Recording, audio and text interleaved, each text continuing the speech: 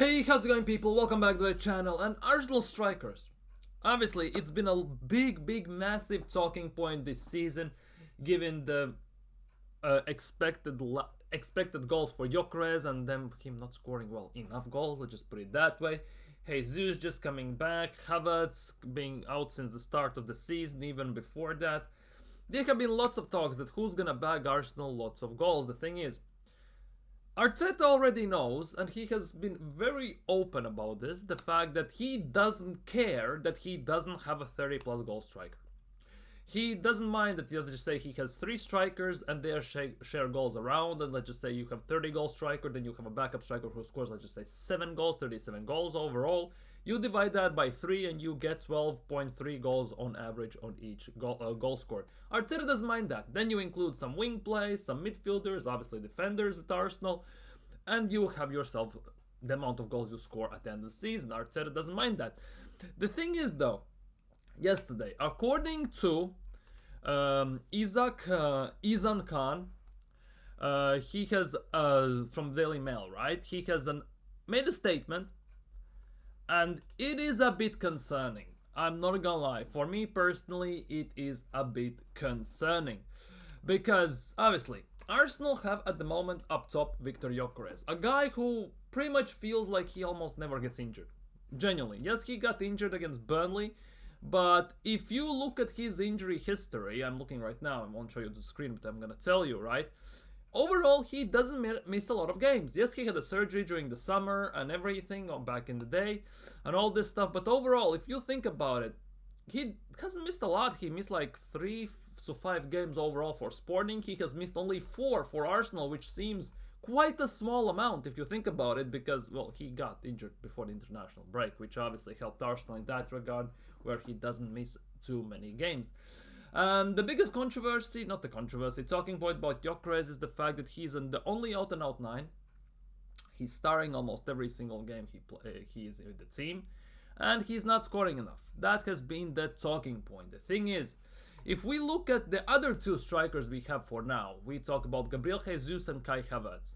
Those 2 are a bit of a worry right now for Arsenal, because both are coming back from massive injuries, and both have been injured for an extended amount of time. Because if I look at Havertz, right, last season he missed 18 games with hamstring injury starting mid-February till, well, mid-May, and now this season alone he has missed 28 games. 28 games for Arsenal, almost every single game he has missed, what it feels like, right? Gabriel Jesus, that's even worse. We're not gonna sugarcoat it, let's be real, because since joining Arsenal, he has missed overall over 500 days. Just days, right? Which is inching towards almost, well, that's halfway over the 2-year mark, right? And last year, he missed 48 games. He came back from injury. He scored 5 goals in 2 games against Crystal Palace, and then he pieced the scene, pretty much what it feels like, right? This season, he has been given a rest and everything, but overall, Jesus is back, Havertz is back, and Gyökeres obviously is the main number 9, which overall for Arsenal, for me, it's to some degree good news, because Arsenal can rotate. They can pick and choose which striker they want up top. We have seen Jesus start already multiple times. Obviously, Gyökeres is the main number 9. Jesus usually comes on as a substitute for him in recent times since he's back from injury. Otherwise, it was just Gyökeres, and maybe Merino or someone else comes on for him, right? And then obviously Havertz recently has returned from injury. But as I said, Izan Khan has made an article apparently about Havertz. And that is the biggest concern at the moment and the main talking point of today's video. And I know it's a bit of a long-winded intro, but you'll get what I mean in a second. And basically what he has said is the fact that Arsenal, yes, Arsenal, have concerns over Kai Havertz's fitness after his knee flared up on his recent return from injury. There are fears it could have long-term ramifications that could see the club forced to settle for prolonged management of his game time, which right now starts to get into that scary territory for Arsenal. Because Gyökeres pretty much never gets injured. He's our main number 9. He's the only out and out number 9 for Arsenal. So 9 times out of 10, you expect him to start, right? Then you put in rotation in some other games, obviously during games, with Havertz and Jesus, right?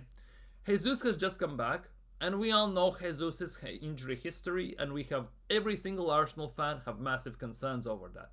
Because the longer he stays fit, the longer he's with the squad, the longer he plays, the more he plays, the more he helps Arsenal win, create, and everything, the better for us.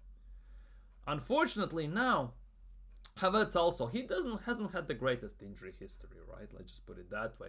He has had minor knocks, minor injuries here or there, but in the last few years he has had a few big ones, right? And we are now coming to a stage where apparently Arsenal could be in a position where they also have to manage Havertz's minutes, which kinda, in my opinion, feels like is boxing in Arsenal. And what I mean by that is the rotation. Because we have one guy who almost never gets injured. I expect him also to stay fit pretty much till the end of the season. And then you have 2 guys who feels like are more or less near or on the edge every single time they play, or if you get what I mean, in terms of getting injured. And if one of them goes out, then we have only one. And no matter how you look at it, if you overplay Jesus, looking at his knee history, the surgeries and everything, we are in a very deep, dark times, potentially. We are in the red zone, as they say. If Jesus goes out, hopefully not, because I'm not gonna lie, I want to see him play. We have Havertz, but we have to manage his minutes, which means, again, overplaying Gyökeres, and Havertz plays here or there, right? If this actually happens, if the flare is a big issue, there's a swelling, there's irritation and all this stuff, right? Which means we will overplay Gyökeres.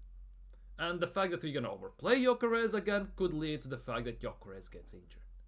So this is a very, very delicate situation, in my opinion, for Arsenal, where it can it can go either way. Because if everyone stays fit, more power to Arsenal, no issues. We have, technically speaking, 3 strikers. We can rotate, manage Havertz's minutes, manage Jesus' minutes. And if Gyökeres is the number 1, should not be too many issues, right? Maybe we can put Merino there. We have done it. Martinelli has drifted into the number 9 spot. We should be golden.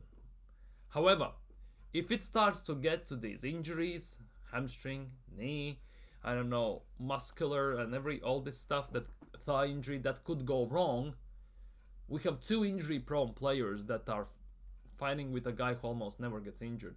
And that overstress at times, one wrong tackle, one wrong move, could put Arsenal in a very, very very, very bad situation, because availability is arguably the best ability you can have as a player. Ability and in your life, accountability, by the way, right? But for a player, availability is the best ability you can have as a player. And if you're not available, that is not helping you, that is not helping the team. And obviously there have been lots of talks about Jesus, that he says that technically that he wants to stay. There are lots of rumors flying around that Jesus would want to leave. If Jesus, for example, does well this season, till then we win the Premier League, I can see Jesus staying. At the same time, even if we win the Premier League or Champions League, Jesus does well, I can also see him getting sold as a winner. He's on a high, but most likely this could be the last best chance to sell him for any type of money, given that he's on 265 a week and all this stuff. It definitely will be a struggle. About Havertz, we all know that Arteta loves Havertz. Havertz is a very bipolar type of player for me, because you can love Havertz for 1 second and the other second instantly you get pissed off, right? With him, it's a very weird situation going on with Havertz. There have been rumors that Havertz also might get sold, but that was more last summer than now. So I don't know. This Havertz inflammation on his knee is a big worry, because knee is a big issue. We all know that, and Jesus, knowing Jesus' injury history with knees, it doesn't fill us with confidence, at least me at the moment. How Arsenal will manage that remains to be seen, because again, one wrong turn, one wrong move, and that knee could be, well, again, 2 months out. Again, we have Gyökeres, Jesus as a backup, which is not bad options, let's be real. But again, Jesus is subject to injuries. If he gets down again, we have only Gyökeres and Merino has to come on. And then we have to overplay Gyökeres. And you know, it's a snowball effect which could very, very, very quickly damage Arsenal. So I really hope it doesn't come to that. Let me know what you think. Is Havertz actually an important player in your eyes for Arsenal? Do you think he's gonna do good? And how Arsenal could do, your opinions, how Arsenal could actually manage the minutes, because more specifically for Jesus and Havertz, because those two ones are the most injury prone in recent times, and that could definitely spell some trouble if we overplay them, overexhaust them, and don't give them enough recovery time, because playing on injections and stuff like that definitely sooner rather than later is gonna, well, it's gonna go wrong. So let me know what you think, like the video, subscribe, comment, and see you very, very, very soon. Peace.